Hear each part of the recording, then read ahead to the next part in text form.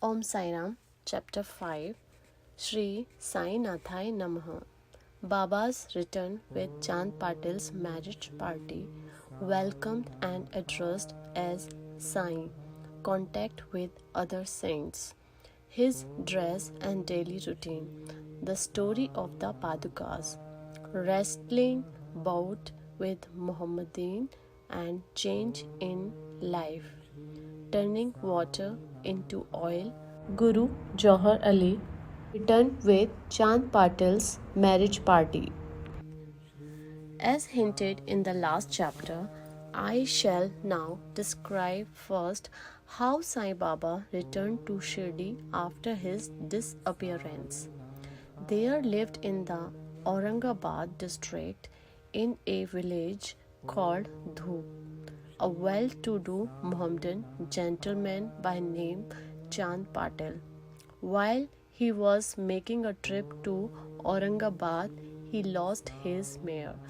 For 2 long months, he made a diligent search but could get no trace of the lost mare. After being disappointed, he returned from Aurangabad, the saddle on his back.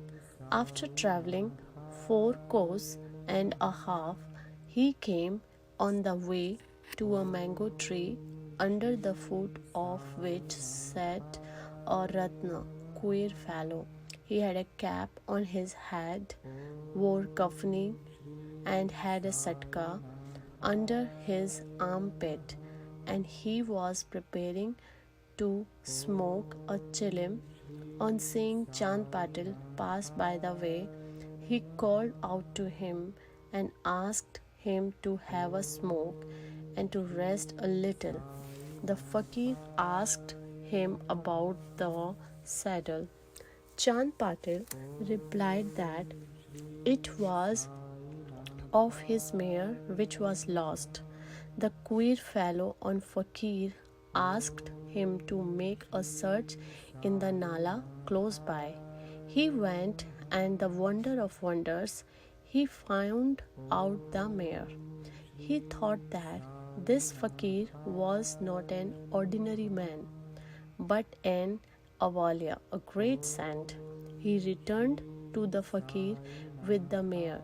The chilim was ready for being smoked, but 2 things were wanting: one, fire to light the pipe; second, water to wet the chapi, piece of cloth through which smoke is drawn up. The fakir took his prong and thrust it forcibly into the ground, and out came a live burning coal, which he put on the pipe. Then he dashed the satka on the ground, from whence water began to ooze. The chapi was wetted with that water, was then wrung out and wrapped round the pipe. Thus, everything being complete, the fakir smoked the chilim and then gave it also to a Chand Patil. On seeing all this, Chand Patil was wonderstruck. He requested the fakir to come to his home and accept his hospitality. Next day, he went to the Patil's house and stayed there for some time. The Patil was a village officer of Dhoop. His wife's brother's son was to be married, and the bride was from Shirdi. So Patil made preparation to start for Shirdi for the marriage. The fakir also accompanied the marriage party. The marriage went off without any hitch. The party returned to Dhoop, except the fakir alone stayed in Shirdi and remained there forever. How the fakir got the name Sai? When the marriage party came to Shirdi, it alighted at the foot of a banyan tree in Bhagat Mahalsapati's field near Khandoba's temple. The carts were loosened in the open air courtyard of Khandoba's temple, and the members of the party descended one by one, and the fakir also got down. Bhagat Mahalsapati saw the young fakir getting down and accosted him, Ya Sai, welcome Sai. Others also addressed him as Sai, and thenceforth he became known as Sai Baba. Contact with other saints. Sai Baba began to stay in a deserted masjid. One saint named Devidas was living in a Shirdi many years before Baba came there. Baba liked his company. He stayed with him in the Maruti temple, in the Chavdi, and sometime lived alone. Then came another saint by name Janki Das. Baba spent most of his time in talking with him, or Janki Das went to Baba's residence. So also one Vaishya householder's saint by name Gangagir always frequented to Shirdi. When he first saw Sai Baba carrying pitchers of water in both hands for watering the garden, he was amazed, said openly, Blessed is Shirdi that it got this precious jewel. This man is carrying water today, but he is not an ordinary fellow. As this land, Shirdi, was lucky and meritorious, it secured this jewel. So also one famous saint by name Anandnath of Yevla Mutt, a disciple of Akkalkot Maharaj, came to Shirdi with some Shirdi people. When he saw Sai Baba, he said openly, This is a precious diamond in reality. Though he looks like an ordinary man, he is not a ordinary stone but a diamond. You will realize this in the near future. Saying this, he returned to Yevala. This was said while Sai Baba was a youngster. Baba's dress and daily routine. In his young days, Sai Baba grew hair on his head, never had his head shaved.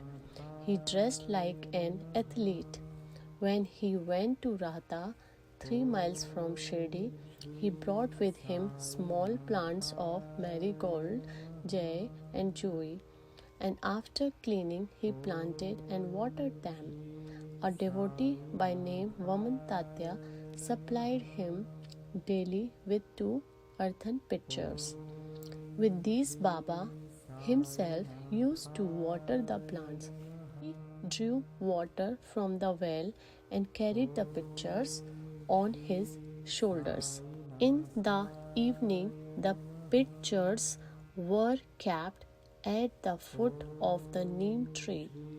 As soon as they were placed there, they were broken, as they were made of raw earth and not baked. Next day, Tatya supplied 2 fresh pitchers. This course went on for 3 years. With Sai Baba's toil and labor, there grew a flower garden. On this side, at present, stands the big mansion Samadhi Mandir of Baba, which is now frequented and used by so many devotees. The story of Padukas, footprints under the neem tree. A devotee of Akkalkot Maharaj by name Bhai Krishna Ji Ali Bakar worshipped the photo of Akkalkot Maharaj. He once thought of going to Akkalkot, taking the darshan of the Padukas, footprints of the Maharaj, and offering his sincere worship there. But before he could go there, he got a vision in his dream. Akkalkot Maharaj appeared in the vision and said to him, "Now Shirdi is my resting place. Go there and offer your worship." So Bhai changed his plan and came to Shirdi, worshipped Baba, stayed there for 6 months, and was happy. As a reminiscence of the vision, etc., he prepared the Padukas and installed them on an auspicious day of Shravan, Shak 1813-4, 1912 AD, under the neem tree with due ceremonies and formalities, conducted by Dada Kelkar and Upasani. One Dikshit Brahmin was appointed for worship and the management was entrusted to devotee Sagun. Complete version of this story. Mr. B.V. Deo, retired Mamaldar of Thane and a great devotee of Sai Baba, made inquiry about this matter with Sagun Meru Nayak, with Kamlakar Dikshit, and has published a full version of the Padukas in Sai Leela, Volume 11, Number 1, page 25. It runs as follows. In 1834, Shak 1912 AD, one Dr. Ramarao Kothare of Bombay came to Shirdi for Baba's darshan. His compounder and his friend Bhai Krishnaji Alibagkar accompanied him. The compounder and Bhai became intimate with Sagun Meru Nayak and G.K. Dikshit. While discussing things, these persons thought that there must be some memorial of the fact of Sai Baba's first coming to Shirdi and sitting under the holy neem tree. They thought of installing Baba's Padukas there and were going to make them of some rough stones. Then Bhai's friend, the compounder, suggested that if this matter be made known to his master, Dr. Ramarao Kothare, who would prepare nice Padukas for this purpose.